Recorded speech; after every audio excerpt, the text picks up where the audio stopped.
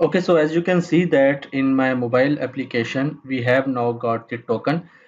Just to let you know that when I was bundling the application on my mobile, so I have encountered an error. So this error was basically related to this line because I forgot to remove the TypeScript code from there. So you need to make sure that the use state should be undefined here. Okay, so let's send a notification from the Expo tool, notifications tool, and we will see that in the real time in our mobile application. All we need to do is basically we need to copy this token. Let me just copy the token. The whole token should be copied, and let's paste it here. After that, we need to type in the title. So let's say the title is push notification, and the body could be like example notification from maybe from the backend for an example.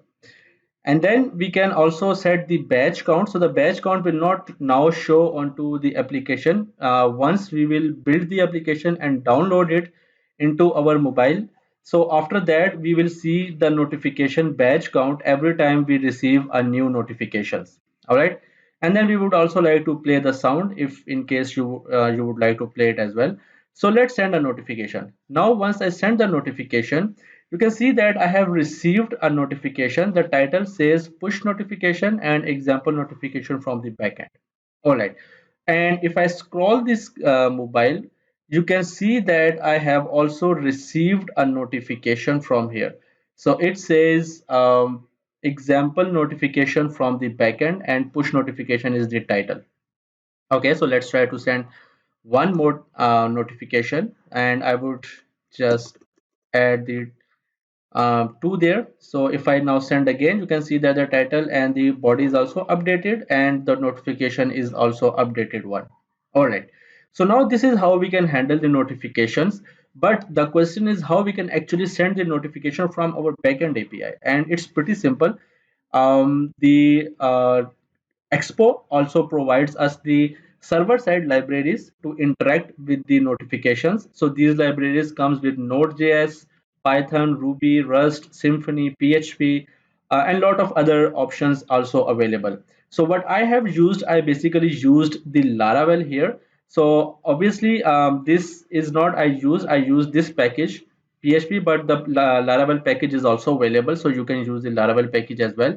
By the way, I on the back end I am using the Laravel. So what I did is basically I installed the library into my Laravel application and I used this package basically there. So all you need to do is basically inside this package you need to run this code, and inside this code you need to make sure that you also pass the two key and the value should be the token there. So in that case below is also an example where you can see that the title is the test notification and two is basically the notification, sorry, the token that we received from the Expo application. Okay, so in that way, if you send the notification, you will receive that notification in real time to your mobile applications, even if they are in the sleep mode. All right. Okay, so one last thing before concluding the video is basically you would be wondering how basically we need to pass this token to our backend server. The one way is basically you can copy this token from here and hard code this value onto your backend server, whatever it is. It's either it could be Node.js or PHP.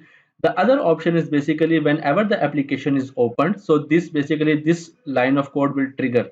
So this will create an token there on your mobile screen. So what you can do is basically when the token is created, you can basically trigger the AJAX call, which will basically update or send the token to your backend server, and you can then store it in your database. And whenever you want to send a notification, you can fetch that token from your database and then release the token to your mobile application. All right, so in summary we did four things. The first thing is basically we created a brand new app. The second is basically we created accounts on Expo Dev and Firebase. We followed the documentation, installed the libraries, and then boom, we have now got the notifications in our mobile applications as well. All right, so I hope so this video gave you a quick boost and this video, you will follow by following this video, you will be able to implement the push notifications in your mobile applications really quickly as well. So if you find this video helpful, so please give this a like and subscribe to the channel.